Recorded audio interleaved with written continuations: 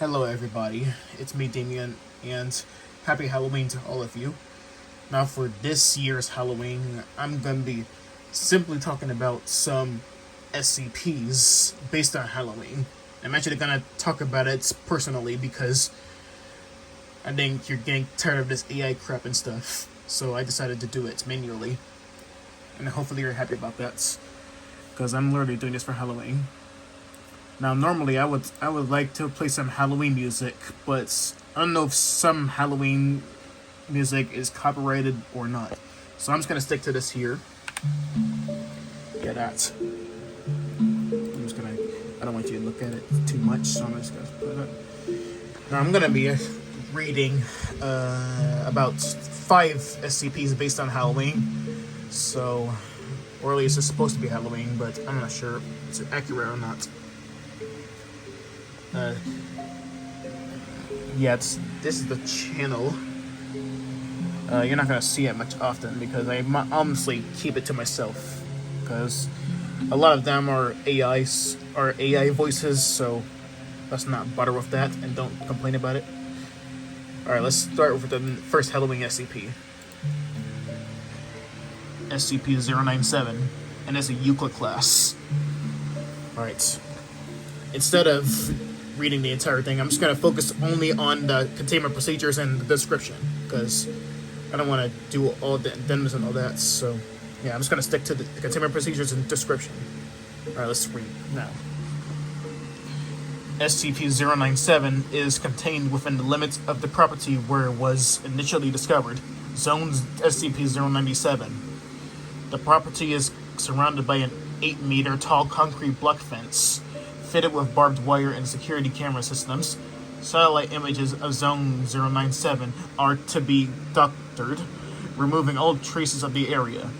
Any and all new plant growth outside the containment area suspected to originate from within the SCP is to be sterilized through application of boiling salt water and/or incinerated. Absolutely all abnormal behavior is to be reported to Dr. Bridge within 10 minutes of occurrence. If any personnel or their families experience hallucinations or thematically related dreams outside of containment, they are to contact Dr. Bridge to schedule treatment.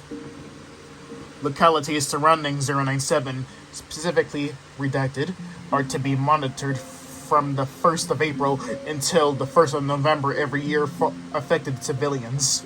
Medical establishments dealing with sleep abnormalities are to be monitored for signs of 097's influence.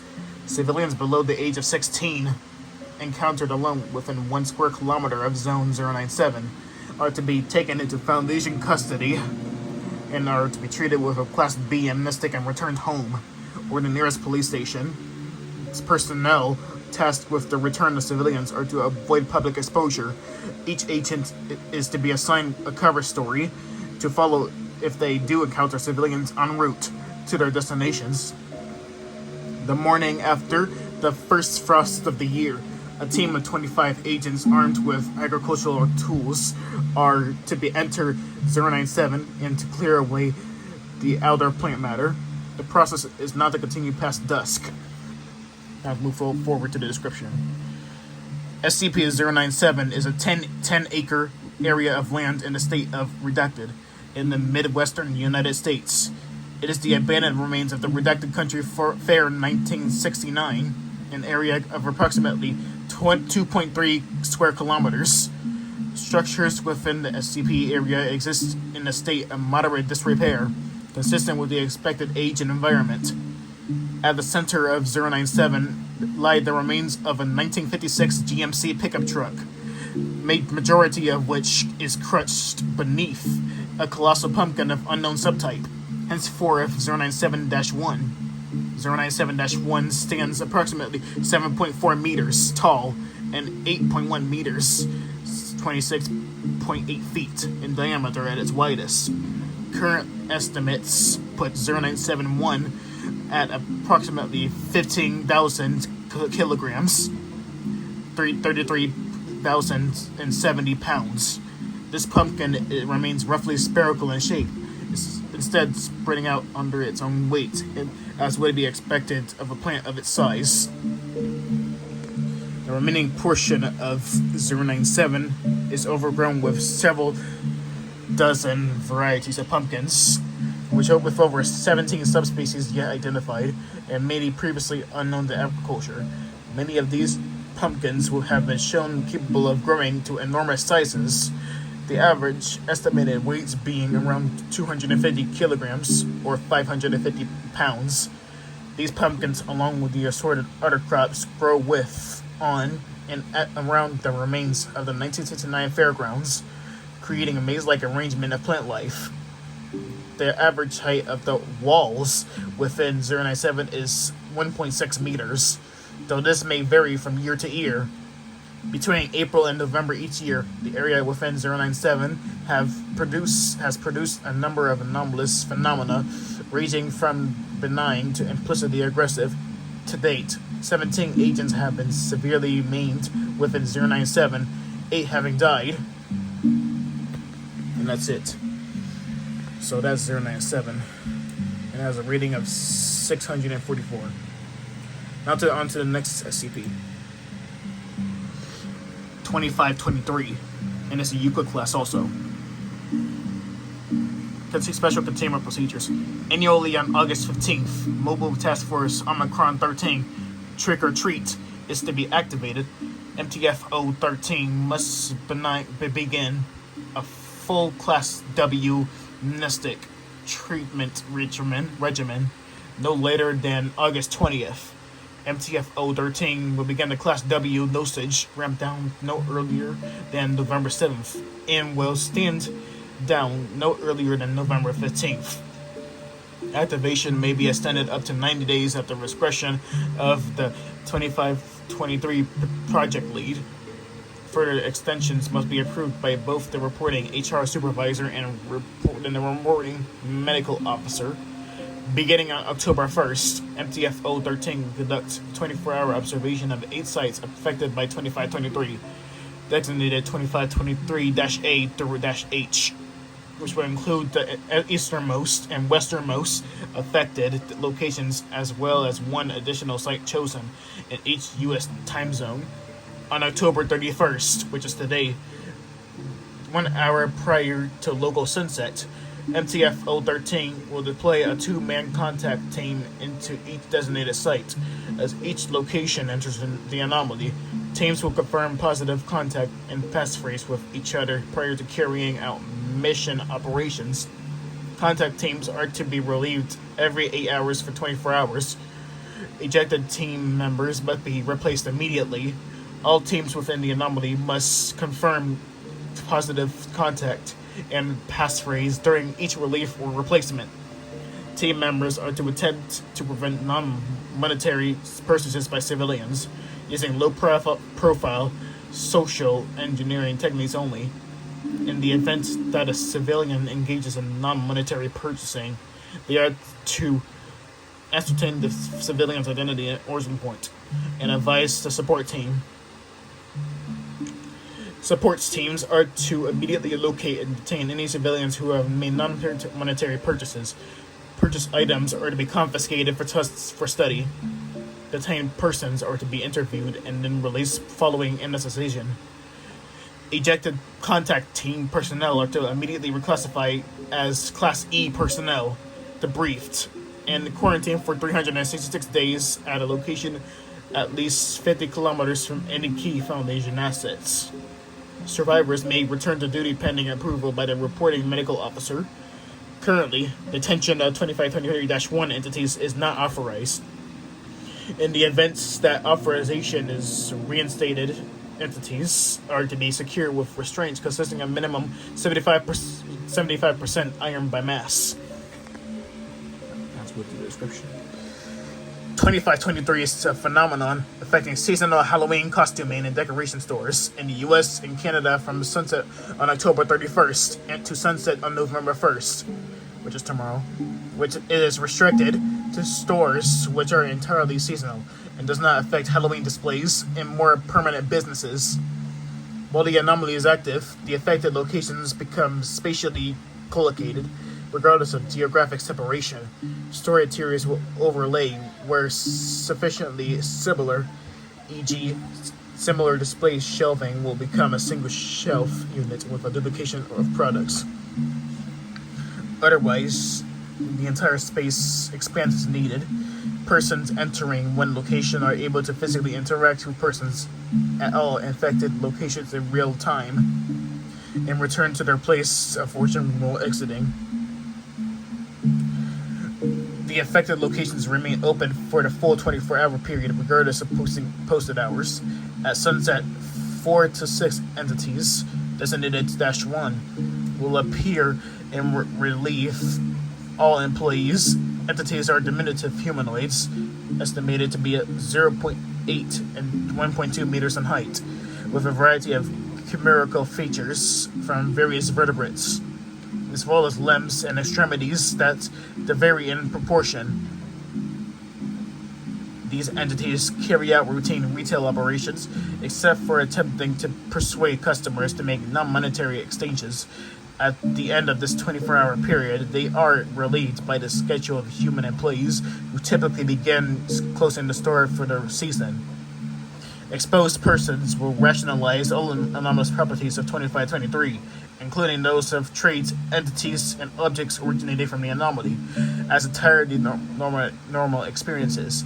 This effect extends to direct conversation with affected persons, as well as photographs and other direct recordings. This is an anti-mimetic effect that Class W mystics treatments, combined with conscious reaffirmation of observed details, have been demonstrated to neutralize.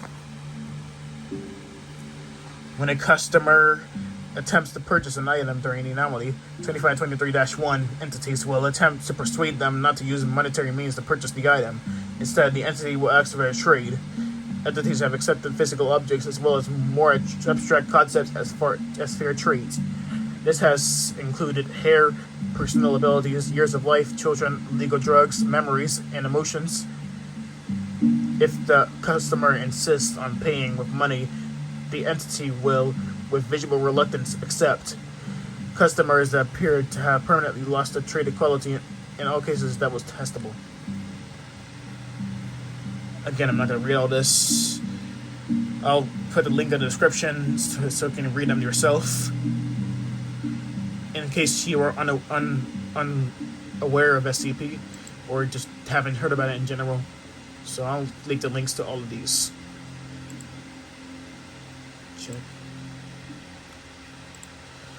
Alright, next is 3540 in its Yuka class.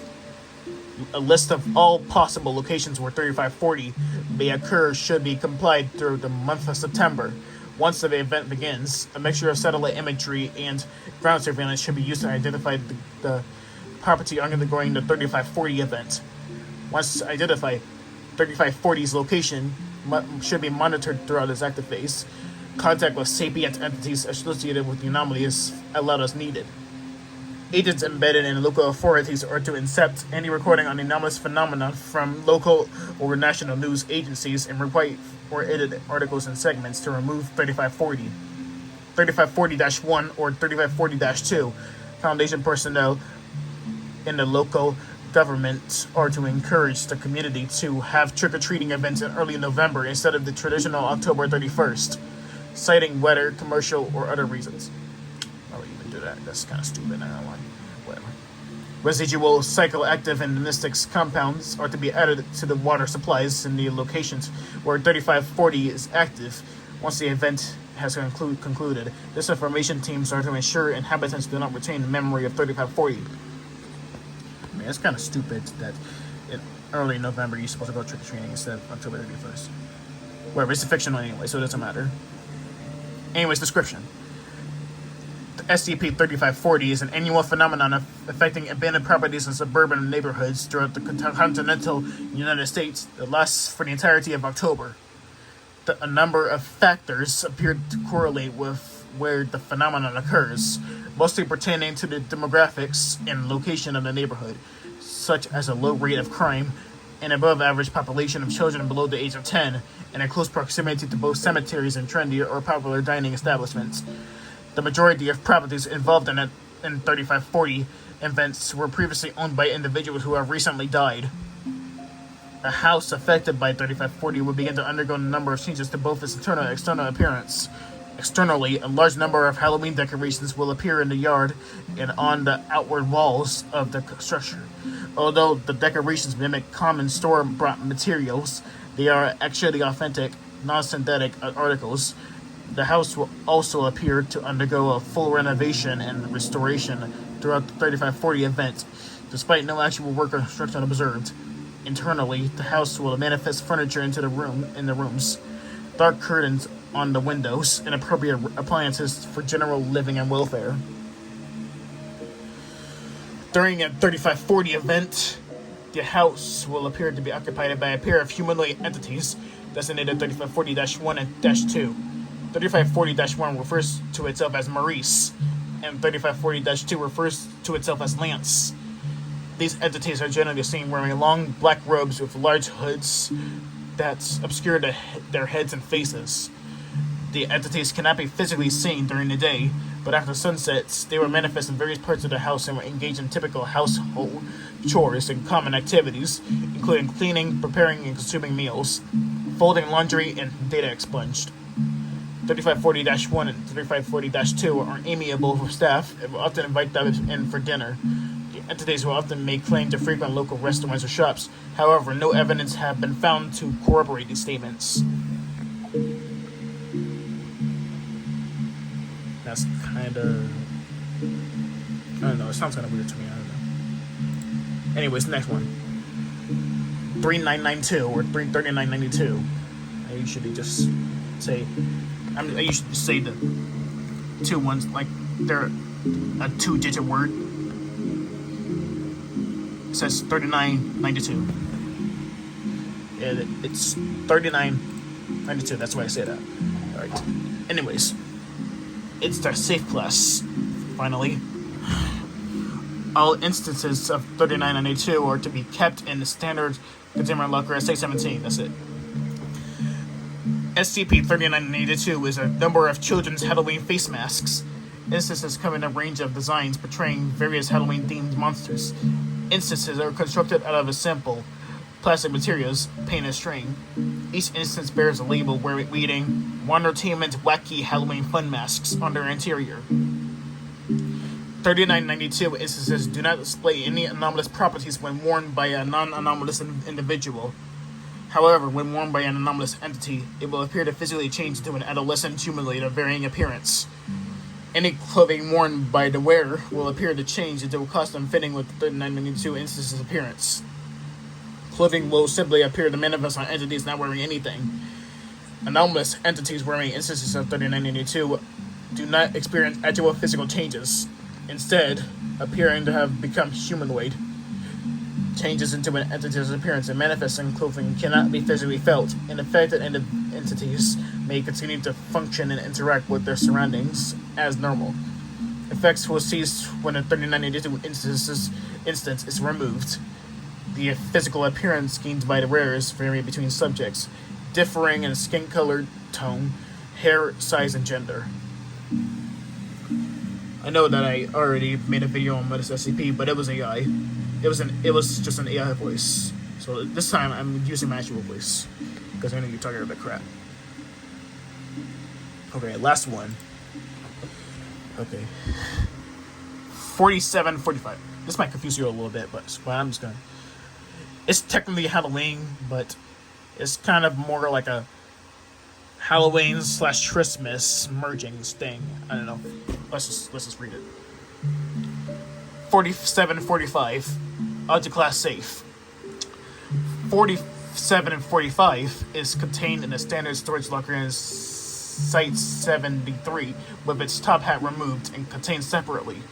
47 and 45 is not to be placed in its active state unless during testing, and 47 and 45 may not enter its active state again until at least 4 days have passed since its last use. Description: 47 and 45 is a 1 meter tall plastic snowman figurine with a top hat. I guess it's going to be confusing a little bit. The words Christmas Carol by Dr. Wondertainment are written on space, so we're in another one. Whenever the top hat is placed on the figurine, 47 and 45 enter its active phase. While in this active phase and placed within a human dwelling, 47 and 45 will alter the abode to make it Halloween themed, either by generating Halloween style objects and items or by altering existing decor to fit a Halloween motif.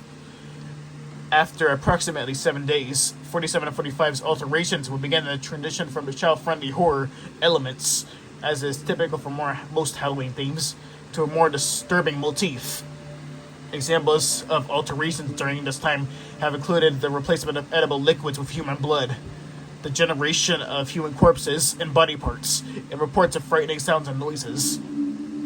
After 13 days in its active state, 47 and 45 will change the name of its alterations to outright horror, generating malevolent entities and becoming a threat to any humans in the altered dwelling. Testing has revealed the generation of booby traps, animated corpses, various entities from horror media, and duplications of hostile SCP objects. Some notable 47-45 alterations include an animation of statues and figures into hostile entities, transformation of a room into a copy of SCP-002, rerouting of doorways into pocket dimensions resembling large graveyards or forests, generation of entities similar to SCP-083-D, which is the old decommissioned, because it's supposed to do it. That staff don't think as good, but they don't do it anymore, and they use decommission for something else. I don't know. It's not active anymore, so it's not currently accessible. Manifestation of an entity resembling Jason Voorhees from the Friday the 13th film franchise. When a top hat is removed, or 47-45 is removed from the dwelling, its alterations begin to revert at approximately twice the rate at which they initially appeared. Alright, that's all for this. But I'm not done yet, because I want to add one more, but it's a joke one, just to add some kickings giggles. Or maybe not. You're not kind of a comedic type, so whatever. Alright. So it's SCP-031-J. And it's a Yuko class. Special containment procedures. On October something, agents are to be given an assorted amount of candy and placed strategically in each city. When approached, agents are able to distribute the candies so as to avoid hostilities. Agents are urged not to distribute items pertaining to gender hygiene.